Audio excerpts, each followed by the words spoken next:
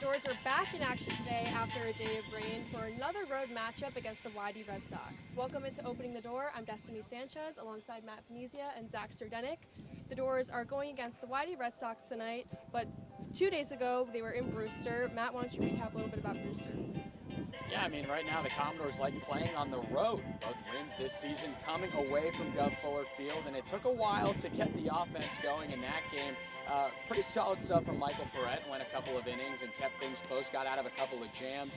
The Doors were out-hit by Brewster, the home team, but it came down to the 8th inning in a 0-0 game. It was the new guys' game. 4 different starters had not played for Falmouth up until that game. The outfield was completely different, and Kyle DeBarge was at third.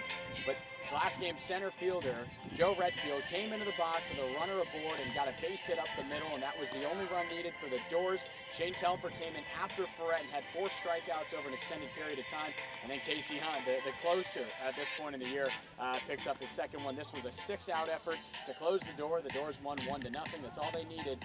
So again, with a ton of new faces expected to be in the lineup once again, you'd hope that those guys can create an impact and maybe more than just one run in the ball game. Hopefully for Falmouth trying to get a win tonight. Now the Doors are looking to bounce back after their previous loss against the YD Red Sox in Falmouth 14-6. We have Carson Montgomery from Florida State on the mound for the Doors and Cale Stevens from Purdue for the Red Sox. What should we know about this pitching matchup? Yeah, so starting things off, Carson Montgomery looked pretty solid against Bourne in his first outing of the summer for Falmouth. Struggled here and there, got a no decision. That game ended in a tie.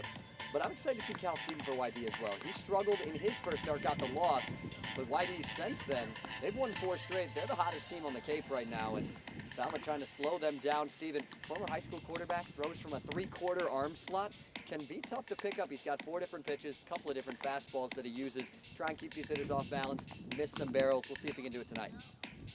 Now, Matt, like you said, we have a lot of Falmouth players on the roster now with the transactions over the past few days. Who should we keep an eye on for Falmouth? Well, it's an easy decision. We got to pick the guy that stood out in the win the other day against Brewster. Joe Redfield out in center field, coming from Sam Houston State, was at the top of the whack in a lot of different categories, including average at over 400.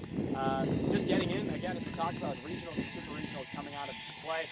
Sam Houston State was in the Baton Rouge regional, going 1 and 2 in that. So it's good to see him here as well as a couple other guys. But I expect Joe, again, a lot of stolen bases as well. If he can get it forward, create some trouble on the mound for YD. And again, a lot of new guys here that did a lot of awesome stuff in postseason play, big spots with their schools. And Joe's just one of the many guys that I'm excited to see from this point on throughout the rest of the season. Yeah, Matt, you said it. We kind of got a nice first impression from some of the new guys. I'm excited to see some of the new guys come out for Falmouth. And Zach, who should we know for YD? Yeah, so Matt, you mentioned a guy from the WAC, the Western Athletic Conference. I'm going to go all the way to the Big East. Seton Hall Pirate Max Vieira has been outstanding for YD. Leads the league in hits and stolen bases. Already 12 hits on the young summer for him, hitting .444. Also 6 for 6 on the base paths. Had a couple of stolen bags back in Gov Fuller Field in the YD win.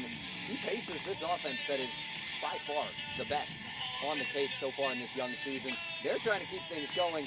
Falmouth in their wins have really had the success on the mound. Something's going to have to give tonight. We'll see which one it is.